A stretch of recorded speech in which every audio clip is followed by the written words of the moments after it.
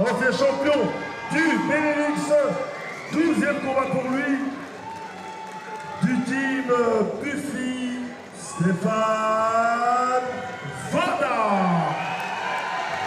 Voilà, Stéphane Voda, 11 combats, 11 victoires. Il vient donc de la région du centre, pardon. 29 ans. Il a gagné 5 fois par KO, donc succès, 11 succès. Le Serbe est plus jeune, 20 ans, mais plus de combats, 14 combats, 6 victoires, 7 défaites. Très beau gabarit aussi, hein, le Serbe. Vous voyez derrière, il est assez large, assez musclé.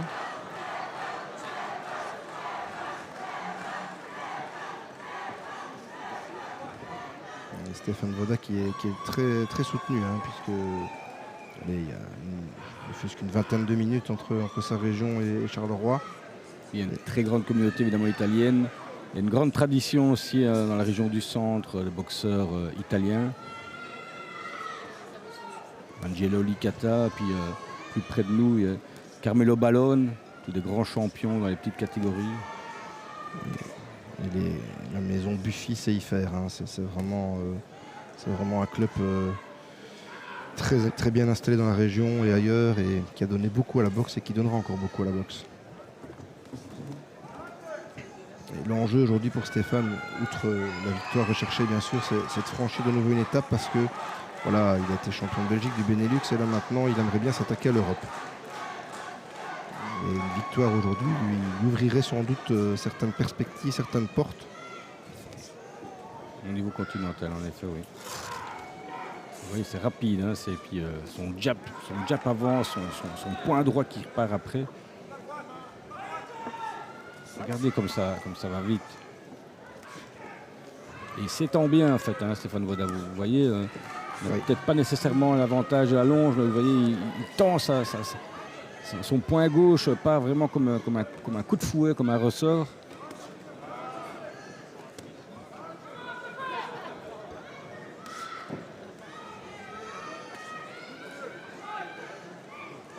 Il a l'avantage sur papier et il l'a aussi directement sur le ring.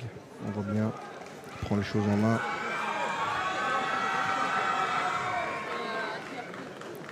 Ouais, je vois que il est déjà touché, il est déjà coupé. Oui. L'arête nasale ou la pommette, je pense que c'est plutôt l'arête nasale.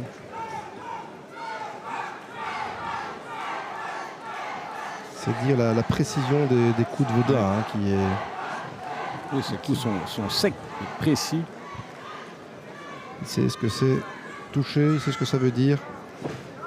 Hein, on l'a vu plus d'une fois, hein, sur le ring du Spiroudome. On voyait son adversaire au tapis.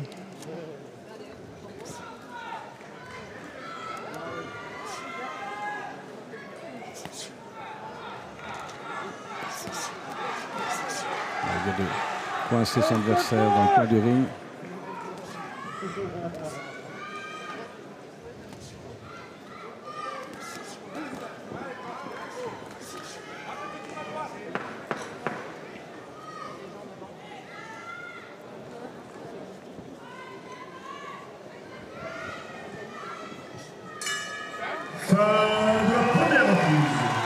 Avantage donc à Voda. Et question relative à la blessure du Serbe. On revoit au ralenti les attaques, les séries des deux mains, la lucidité de Stéphane, sa garde hermétique. Il a très très bien planté le décor, il a directement marqué le terrain et montré qui était le patron. Ah, vous voyez ça, il est en confiance totale.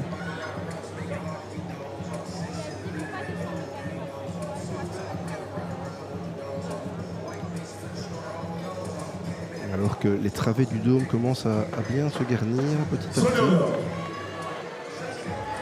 Deuxième reprise. Second out, please. Round 2, deuxième reprise.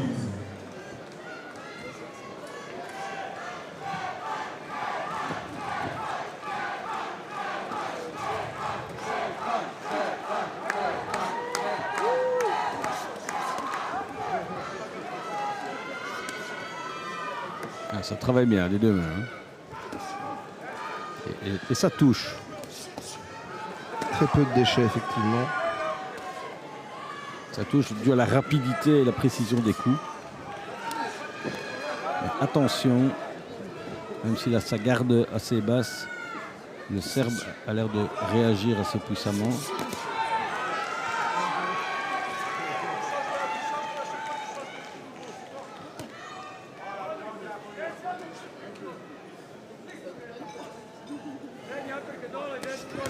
Oula, gauche-droite. C'est parti, c'est arrivé directement. Ça marque des points. Et regardez son point gauche évidemment est un peu bas et donc la rapidité des coups de Stefan Voda fait qu'à chaque fois gauche-droite, la droite passe au-dessus de la garde.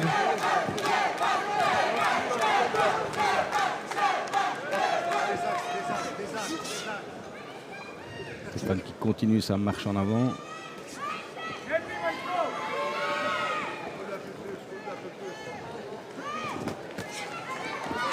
Il est très bien parti en tout cas. Il a directement pris les choses en main.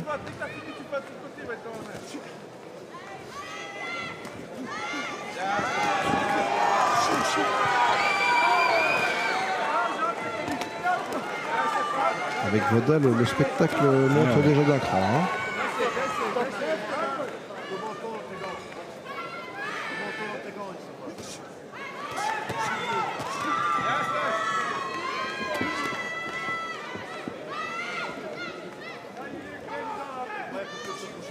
Il des axes bien en plus. Hein, il n'attaque pas frontal. Des axes à chaque fois. Donc il esquive les coups en même temps. Il prépare son attaque.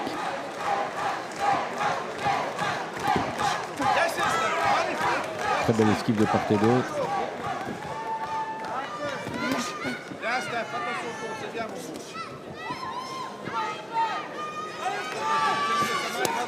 Ah, il va chercher en dessous.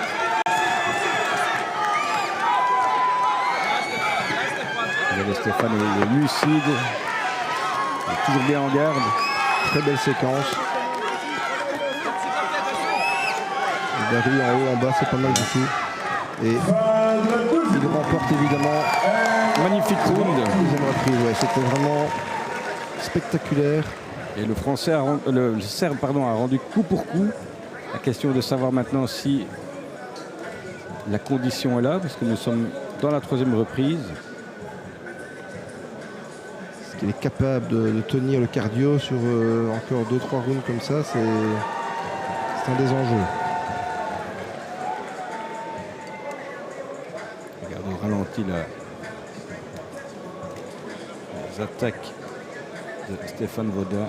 Ça part dans tous les sens. Et ça touche. Il n'y a pas beaucoup de déchets comme vous disiez. Il va chercher le foie.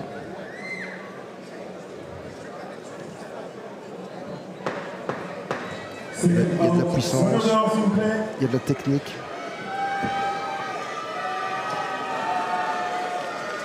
Troisième reprise, round 3. Et c'est reparti. Stefan Voda à l'attaque. On ne change pas le scénario. Il veut imposer son rythme et c'est une très bonne chose. Alors que le soigneur serbe a eu beaucoup de boulot là pendant la minute. On a vu, il devait faire quelques réparations et donc là il faut enchaîner, c'est pas mal du tout.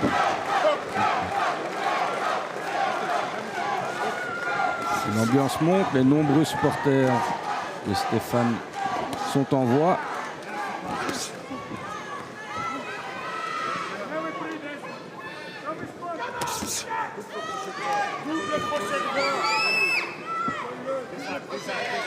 Alors dans son coin, on lui demande de doubler le crochet droit, donc voilà, donc d'insister, d'enchaîner. Il ne faut pas qu'il reste dans le coin là le Serbe parce qu'évidemment l'accumulation de coups. Il rend quand même ses coups, hein. Il n'est pas là pour non plus subir. Stéphane des axes bien, il touche beaucoup plus précisément. C'est une vraie machine, hein, Stefan Voda. très belle mécanique, effectivement. Ça honore ce genre de soirée de boxe parce que c'est vraiment de la qualité pure, du talent qui s'exprime et ça fait plaisir.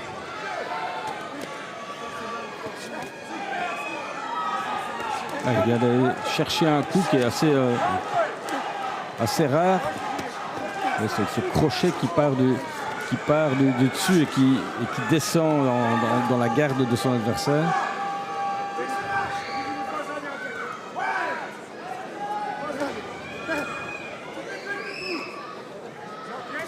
Il a intérêt à avoir du répondant au niveau de la condition physique. Parce qu'il y a une débauche d'énergie assez phénoménale.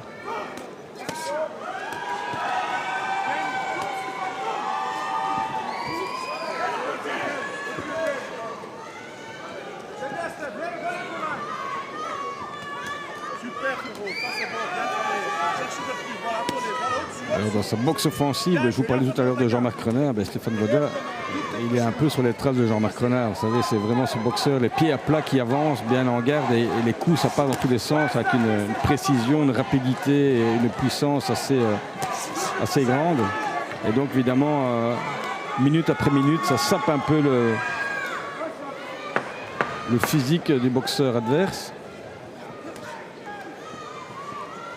Le physique et donc le moral. Et c'est vrai que si Stéphane continue sur cette voie, il sera bientôt éligible à une chance européenne. Hein. Ça, c'est évident. Hein. Il a vraiment tout pour ça. Hein. Là, la moitié du combat, forcément, on a 3 rounds pour Stéphane. Hein. Ouais. L'arbitre qui demande au cerf de relever la tête. Hein, puis, tête basse, mais ça, oui, et puis pour voir aussi l'état de sa blessure, je pense. Hein, parce oui. Il y a un peu d'inquiétude là.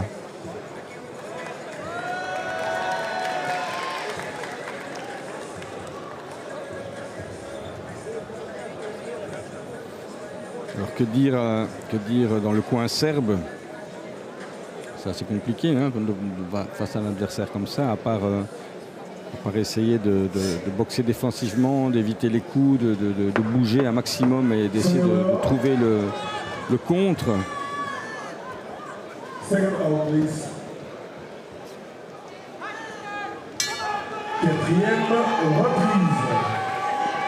Voilà, on passe la mi-combat donc avec un avantage très net et très clair pour Voda. Il va sans doute pas relâcher son étreinte, hein, c'est pas le genre.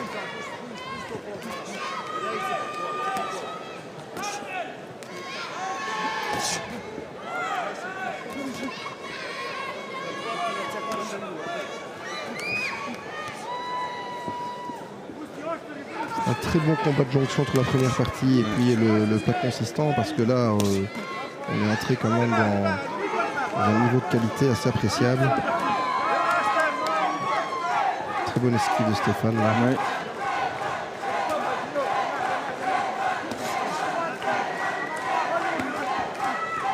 Il est toujours bien en garde, il est toujours lucide, il a toujours son œil sur son adversaire, il ne fait pas d'erreur. Il est bien couvert, ça part. Dès qu'il y a un trou, il y a son jab qui part.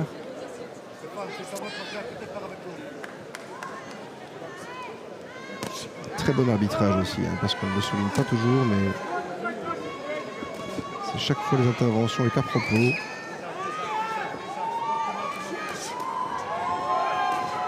Donc je vous parlais de Jean-Marc Renard, mais je dois aussi vous parler d'Angelo Licata qui est donc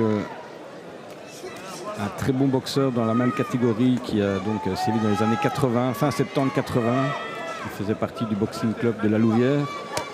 À l'époque, il y avait pas moins de 3 clubs à la Louvière, notamment le boxing club de Vincent Falzone, le boxing club de Certi, qui était donc la région du centre, mais aussi le boxing club Bosio, les frères Bosio, les 3 frères Bosio, Roberto, Claudio et Sergio, pour moyen mi-lourd.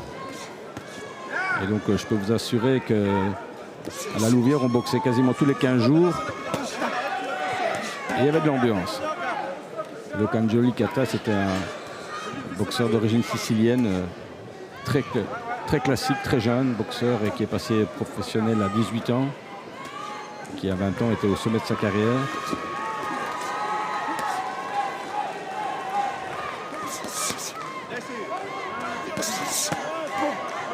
regardez comme c'est rapide.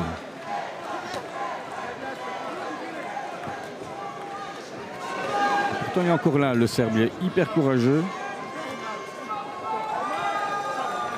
Heureusement que Stéphane esquive très bien.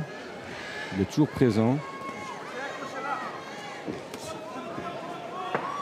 Évidemment, il trouve souvent le vide. Mais il fait le boulot, il n'est pas là pour, il est pas là seulement pour prendre le cachet. Il essaye avec ses moyens, bien sûr, mais il est là, il résiste. Bon, il y a encore 3 rounds. Hein. 2, je pense. 2, ah non, pardon. C'est le 5e qui s'annonce, donc on a eu 4 reprises. Les 4 remportées par Stéphane, qui donc s'achemine là vers une victoire probable. Et on va voir si on va pouvoir peut-être finir le travail avant la fin prévue. Léa Diallo est demandé au micro.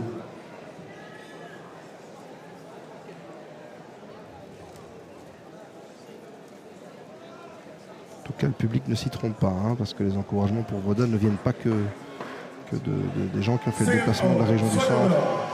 C'est un style qui plaît.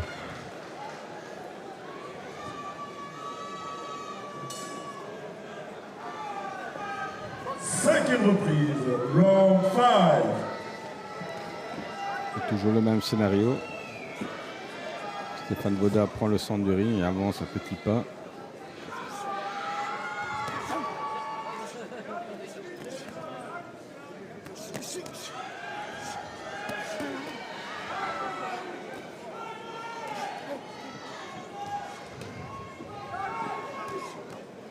Mais notre ami Draskovic a quand même à cœur d'offrir la réplique et d'essayer de contrer là comme il le fait actuellement. Oula, attention, attention, parce que je pense qu'il a été touché. Il a été touché, oui. Ouais. Comme quoi, ah oui, là il est dans une très mauvaise passe là. Hein. Ouh là là. Il doit sortir de ça et c'est très long. Hein. Alors, il s'accroche. Ah oui, il a été touché là, il vacille encore. Ouh là là, l'arbitre intervient. Ouais, il le compte, oui, il le compte. Incroyable. Incroyable changement de scénario. Attention.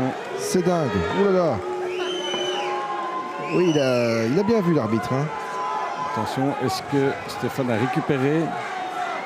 Parce que là, si le Serbe est intelligent, il doit complètement se lâcher là maintenant et essayer de retoucher Stéphane. C'est ce qu'il fait, c'est ce qu'il fait. Ah oui, le protège-dents à terre. Ouais, c'est une bonne guerre. On disait justement qu'il pouvait contrer, c'est exactement ce qu'il a fait, il a bien contré là.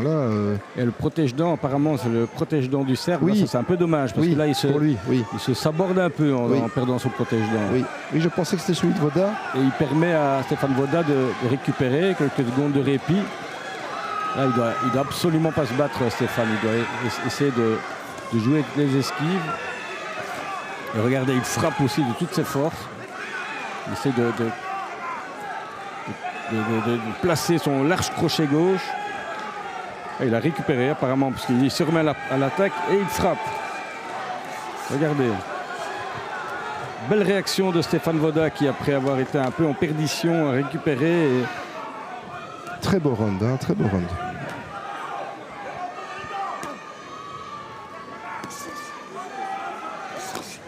Voilà, attention à ce corps à corps quand ils sont tête contre tête.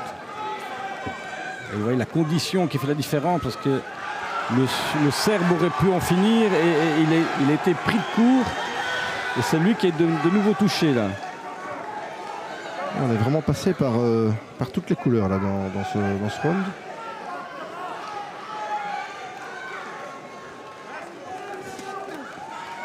Voda a bien repris les choses en main. Ça ne suffira pas pour remporter le round, comme je vais l'expliquer.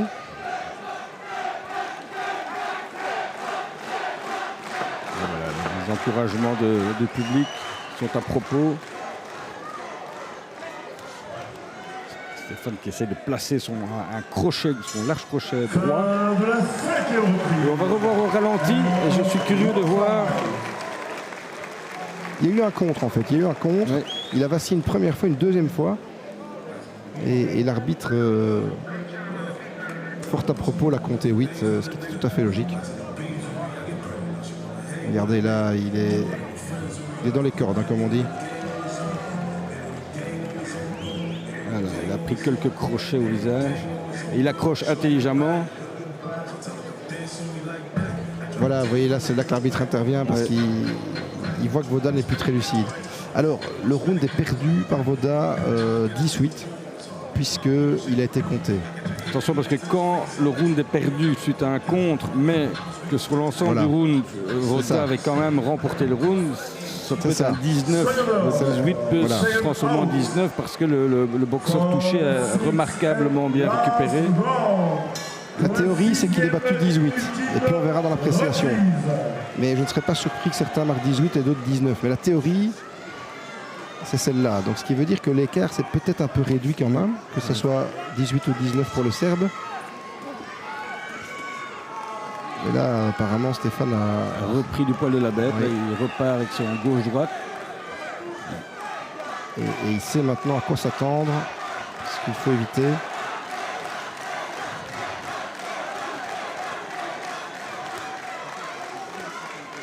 Bon, son tempérament, c'est de boxer offensivement, mais pourtant, avec ce qui vient de lui arriver, il devrait quand même être un peu plus prudent. Mais je pense qu'en face, le Serbe a flanché un peu en fin de round. Et je pense que physiquement, il est un peu en perdition. Là. Hop, il vient encore de cracher son mais protège-dents. là, il pourrait avoir un avertissement éventuellement, on va voir. Parce que l'arbitre a vu qu'il l'avait craché volontairement. Apparemment, non. Ouais, il y en a, voilà. Mais là c'est les vieilles ficelles. Hein. Donc ça veut dire qu'il est un peu en difficulté. Hein. Or, il reste encore plus de la moitié du round. À moins que ce soit un remarquable amateur de cinéma et que tout est calculé. Non, je ne pense pas. Parce Et que là, il a bien craché. Hein. On a bien vu qu'il avait craché. Hein. le crochet de part et d'autre, là, c'est quand même très spectaculaire. Boxe offensive de part et d'autre.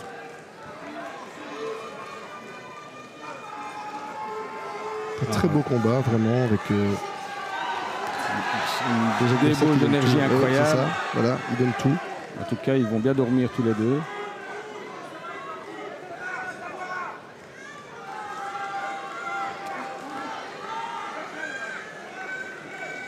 Et c'est bien de voir Stéphane Voda un peu en difficulté pour justement voir comment il réagit, comment il gère ça.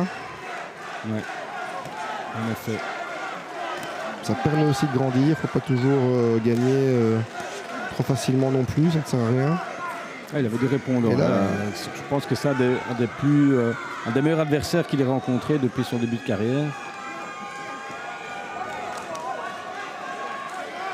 Ça lui permet aussi de voir comment psychologiquement il a réagi. Il aurait pu justement fuir ou bien essayer de récupérer. Mais non, il a remarquablement bien géré sa difficulté.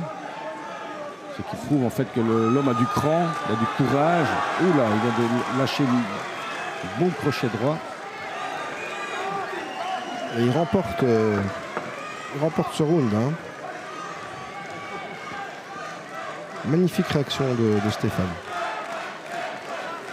Ben là, évidemment, le Serbe a une chose en tête, c'est de terminer ce combat. Il est follement applaudi aussi parce qu'il vient d'assister à un combat magnifique. Le public est un public de connaisseurs.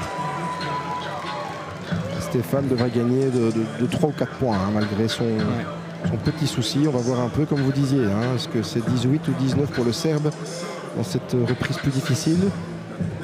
Mais en tout cas, la victoire, en principe, ne fait aucun doute. Pour vivre de tels combats, que l'on aime la boxe, encore tous vos applaudissements pour Bogdan Drašković, Stéphane Voda. Un public de connaisseurs qui applaudit les deux boxeurs. À l'applaudimètre, évidemment, Stéphane Voda a remporté ce combat. Vous voyez au ralenti, en fait, la fin de ce combat. Et le public du Dôme sait apprécier justement ces étrangers qui font 1000-2000 km pour venir concurrencer nos boxeurs.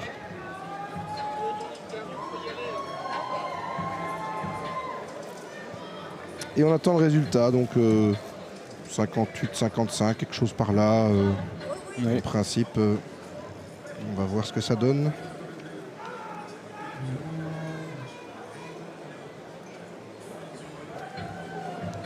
Dans ce 6e combat professionnel de la soirée, on est donc arrivé à la moitié du programme d'élite. Et on a vu de très belles choses, hein, Mickaël, jusqu'à présent. Très belles choses. Un très beau gala dans l'ensemble. Hein. J'allais le souligner parce que c'est vrai que des combats ascensioniques, ça arrive souvent des combats de remplissage ou des adversaires qui viennent un peu trop rapidement pour toucher leur cachet. C'est-à-dire que là, nous avons eu de véritables combats des adversaires valeureux qui ne sont pas venus pour toucher leur cachet, monter sur le ring et essayer de bien faire. Non, ils sont venus pour livrer leur round et pour essayer de remporter une victoire, même si sur papier, celle-ci était assez compliquée.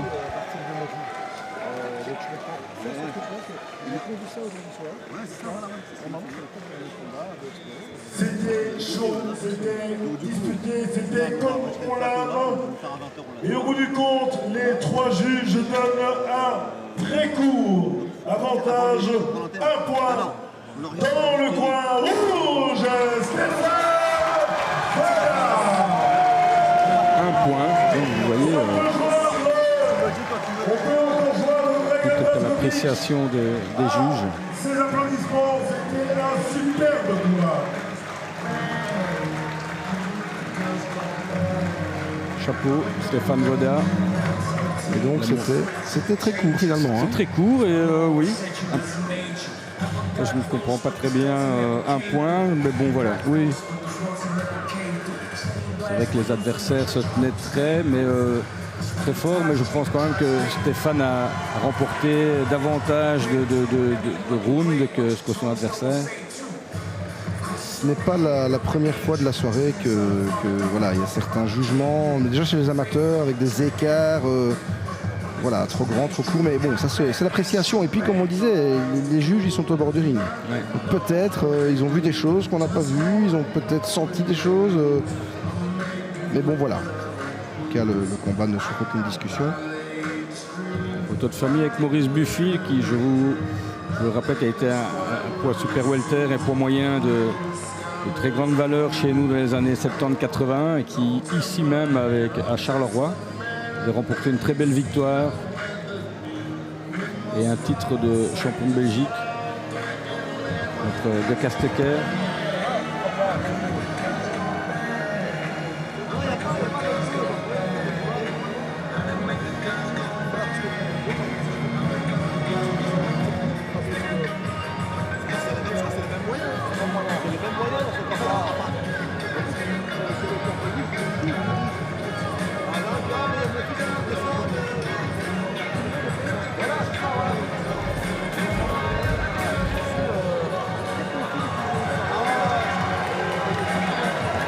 Bravo Stéphane Voda.